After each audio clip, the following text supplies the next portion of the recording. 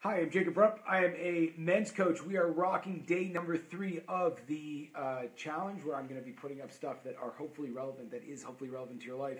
I guess this is again one of these human things, but one of the things about being a dad and being a husband is that you are having to have conversations a lot of times where you there's the giving over of information, right? Where you're trying to just explain what you want. But sometimes in your life, you have to have these kind of like awkward emotional conversations whereby you have to sort of come. Now, again, let me talk about what we like to do, and then let's talk about what most likely we do.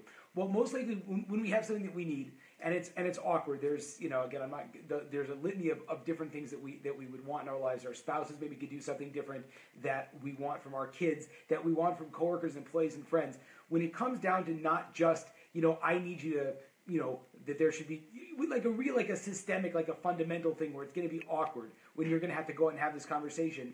Usually the way we get this across is in the fear-based way. The fear-based way is when you kind of throw out a comment when the other party's not ready for it, and you say it in a kind of overbearing way, or you say it's like a response. For example, let's say you would like your wife to treat you with a little bit more respect, or to say things a little bit nicer. So the way that most of us would do it is when she responds the way we don't want, just to jump back right at her and say, "Oh, you always do this." Always comments never work. Reactionary comments never work. So the first thing we have to realize about it, when it comes to relationships across the board, is there's something called a bank account. And a bank account is, you can't take out more than you put in. So when you are asking for something, that's taking out. So you should be in a habit of putting in positivity, of putting in nice things, of giving a lot of positive reinforcement in areas, because that's filling up the bank account. When the time comes for you to extract and to ask the question, I have 2 tips that I would share that I think are very important. The first thing is to open up first. It's always easier to yell, shout, and scream. It's much more difficult to say, I'm going to put myself out on a limb. I really need help in this area, and it's really awkward for me to have this conversation with you.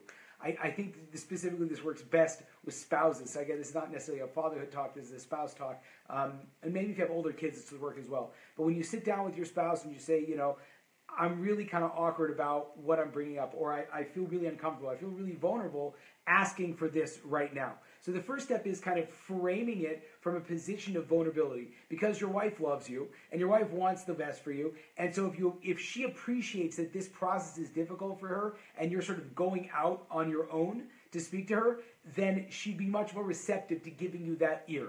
So the first thing is to frame the conversation, or even with your parents or something like that. Mom, this is a difficult thing for me to talk about because I feel really afraid of how you're going to react when I ask you this question. Perfect. So it's like, okay, fine. So let's talk about it. The second thing which I recommend when you're having a difficult situation is that you create the proper setting. That it's not a throwaway kind of a conversation, but you say, okay, let's sit down. Right? Let's sit down, or let's set up a time, or let's go out to coffee, right? Not to throw the other person. Again, when you're asking for something that's awkward from the other party, it's going to be difficult for them to say yes, possibly or most likely. So you don't want to throw them in a situation where their back is against a wall. So the way it would go is like this. First of all, you want to put a lot of positivity in the bank account. You want to be constantly saying, nice things and recognizing, and appreciating. And then when it's time to have a conversation, say, I'd like to talk to you about X. Is there a good time? Can we set up a time? Create a good environment, a relaxed environment, and then, begin that conversation by going out on a limb and saying that this is a little bit awkward for me. And not to be reactionary, but to be proactive in creating that environment.